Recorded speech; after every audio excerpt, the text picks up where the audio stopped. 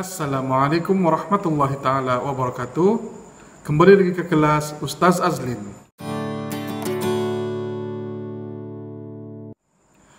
Apa kabar anak-anak semua? Semoga sehat bersama keluarga di rumah.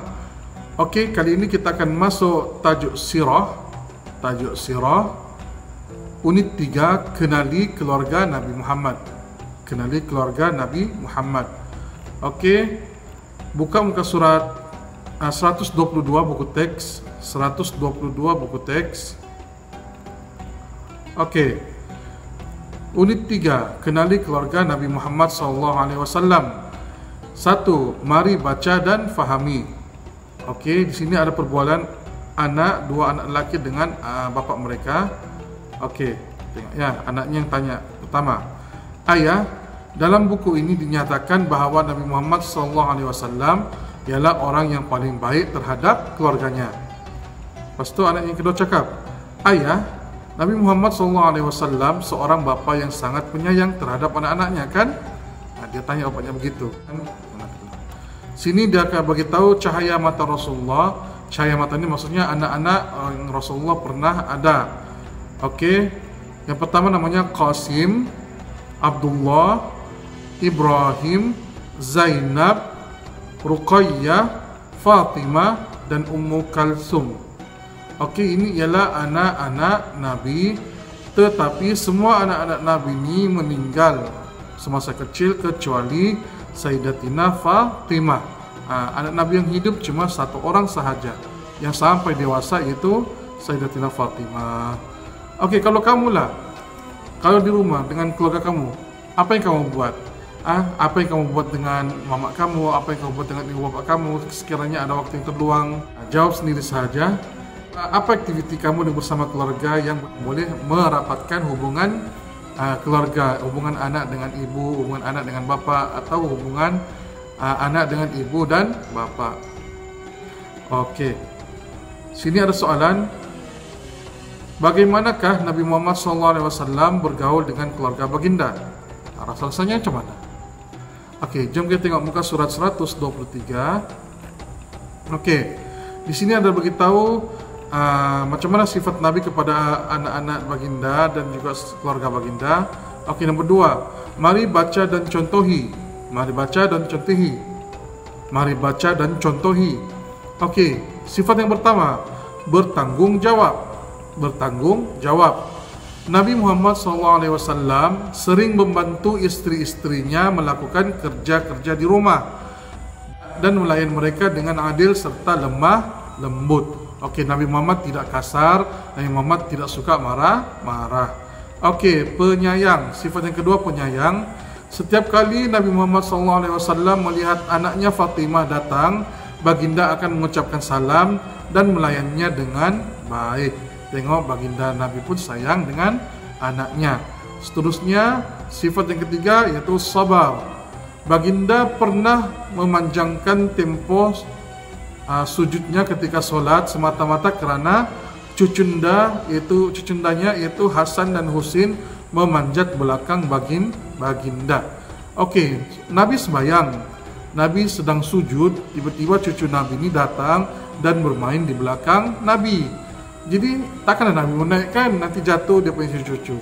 Jadi dia lamakan sujudnya sampai dia punya cucu-cucu sudah jalan, baru dia bangkit.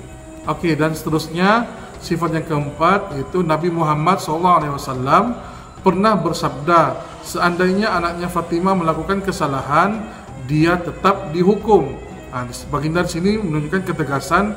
Maksudnya kalau Sayyidatina Fatimah membuat kesalahan, baginda tidak akan backup, baginda akan hukum, ya. Kalau betul lah Sayyidatina Fatimah buat salah, dia mesti dihukum. Ada 4 sifat di sini: bertanggung jawab, penyayang, sabar, dan tegas. Jadi kamu rasa ibu bapak kamu ada sifat yang mana antara 4 nih? Sama ada dia ada sifat tanggung jawab, atau penyayang, atau sabar, atau tegas, ataupun banyak daripada 4 nih. Oke, kamu kaitkan. Ibu kamu seorang yang bertanggung jawab kah, atau bapak kamu seorang yang penyayang kah? Ya, coba fikir masing-masing. Oke, seterusnya buka muka surat 124. 124. Nomor 3. Mari baca dan fahami cara mewujudkan keluarga bahagia. Begini cara untuk mewujudkan keluarga yang bahagia. Yang pertama, sayang menyayangi. Yang kedua, saling membantu. Oke, yang pertama, sayang menyayangi. Kenapa kita perlu sayang menyayangi? Supaya untuk mengeratkan hubungan di antara sesama keluarga. Oke, lepas itu yang kedua, saling membantu. Maksudnya kalau ibu kamu di dapur sedang masak, anak-anak boleh bantu. Oke, kalau ayah kamu sedang basuh kereta, anak-anak boleh bantu. Oke, seterusnya saling menghormati. Oke, ingat, anak-anak mesti hormat kepada ibu bapa. Jangan samakan ibu bapa dengan kawan-kawan kamu di sekolah. Layan ibu bapa dengan baik. Jangan layan mereka macam kita layan kita punya kawan. Kita panggil dia woi. Tidak boleh begitu. Saling menghormati. Dan ibu bapa pun mesti juga menghormati anak-anak mereka. Contoh, anak-anak mereka ada memberikan sedikit buah fikiran, memberikan cadangan. Ibu bapa tidak boleh tolak terus. Fikir dulu sama ada cadangan anak itu bagus atau tidak. Baru fikirlah, kalau macam boleh terima, oke terima, kalau tidak tolak dengan lembut. Oke, seterusnya saling menasihati. Saling menasihati ini lebih kepada ibu bapa lah, menasihati anak-anaknya. Oke, kerana sekarang kamu umur 7 tahun.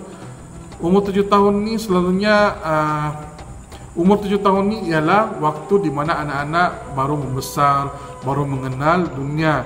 Oke, jadi kemungkinan anak-anak akan melakukan kesalahan itu kemungkinannya tinggi. Jadi ibu bapa lah yang akan menasihati anak. Buat benda ini boleh, buat benda itu tidak boleh, tidak sesuai. Ya, itu ialah tugas ibu bapa di sini. Dan yang terakhir, saling menghargai. Saling menghargai maksudnya anak-anak menghargai ibu bapa. Kalau tiada ibu bapa nanti macam mana? Susah kan jadi anak yatim piatu. Begitu juga ibu bapa menghargai anak-anak. Sebab anak-anak ni dalam Islam yang ada dipanggil sebagai cahaya mata. Cahaya mata, tempat kita untuk bermanja, tempat kita untuk mendidik dia. Semoga kalau dia sudah besar, dia mendoakan kita. Kalau kita meninggal pun dengan doanya kita boleh mendapat ganjaran pahala daripada Allah. Oke, kepentingan mengamalkan sunnah Nabi Muhammad SAW dalam keluarga. Oke, yang pertama, apa kesannya kalau kita buat semua yang di atas ni? Yang pertama, mendapat pahala. Yang kedua, saling mengasihi. Saling sayang antara satu dengan lain lah. Yang ketiga, berdisiplin. Maksudnya ada benda tu kita boleh buat, ada benda tu yang ibu bapa larang kita tidak boleh buat. Oke, seterusnya menjamin kebahagiaan. Kalau kita ikut yang saranan Nabi ini, insya-Allah keluarga kita akan bahagia. Seterusnya saling mengambil berat.